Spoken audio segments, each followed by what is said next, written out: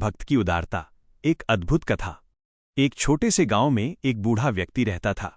वो हर सुबह जंगल में जाकर फूल और बेलपत्र इकट्ठा करता और मंदिर के बाहर बैठकर उन्हें बेचता था। उसी से उसके घर का गुजारा चलता था। उसका परिवार बहुत गरीब था। जिस दिन फूल और बेलपत्र बिक जाते उस दिन उसके घर चूल्हा जलता था, और जिस दिन नहीं बिकते उस दिन पूरा परिवार भूखा ही सो जाता था। उस बूढ़े की एक बहुत ही समझदार और दयालु बेटी थी। एक दिन जब बूढ़ा जंगल जाने लगा तो उसकी बेटी ने चुपचाप 4 रोटियां कपड़े में बांधकर उसके झोले में रख दीं। तभी उसकी माँ ने पूछा, बेटी, तुमने अपने पिता को 4 रोटियां क्यों दे दीं? अब हम लोग क्या खाएंगे? बेटी मुस्कुराकर बोली, माँ, पिताजी सुबह से शाम तक जंगल में मेहनत करते हैं। उन्हें ज्यादा भूख लगती है। मैं आज भूखी रह लूंगी, लेकिन पिताजी को भूखा नहीं रहने दूंगी। अपनी बेटी की बातें सुनकर बूढ़े की आंखें भर आईं। उसने बेटी के सिर पर हाथ फेरते हुए कहा, बेटा, तुम चिंता मत करो, मैं जल्दी लौट आऊंगा। इतना कहकर वो जंगल के रास्ते मंदिर की ओर चल पड़ा। उस दिन वो मंदिर के पास बैठकर पूरे दिन फूल और बेलपत्र बेचता रहा, लेकिन आश्चर्य की बात यह थी कि शाम तक एक भी आदमी खरीदने नहीं आया। थका हारा बूढ़ा जंगल के किनारे बैठ गया और सोचा कि चलो अब रोटियां खा लेता हूं। जैसे ही उसने रोटियां निकालने के लिए कपड़ा खोला, उसी समय वहां एक बूढ़ी भिखारिन आकर खड़ी हो गई।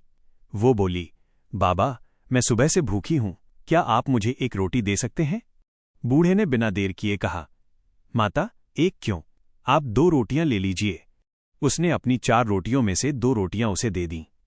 भिखारिन ने फिर कहा, बाबा, मेरे घर पर मेरा पति भी भूखा बैठा है, अगर आप बाकी 2 रोटियां भी दे दें तो उसका पेट भी भर जाएगा। बूढ़े ने एक पल भी नहीं सोचा और बाकी की 2 रोटियां भी उसे दे दीं।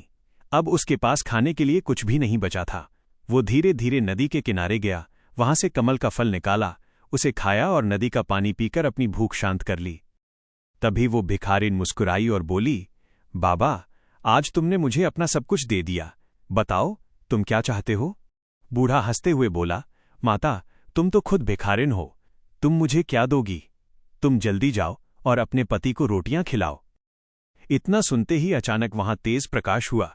वो भिखारिन कोई और नहीं बल्कि माता पार्वती थीं और उनके साथ भगवान शिव भी प्रकट हो गए। भगवान शिव मुस्कुराते हुए बोले, देखा देवी, मैंने कहा था ना, मेरे भक्त का दिल सबसे बड़ा होता है। माता पार्वती की आंखें नम हो गईं। उन्होंने बूढ़े को आशीर्वाद दिया।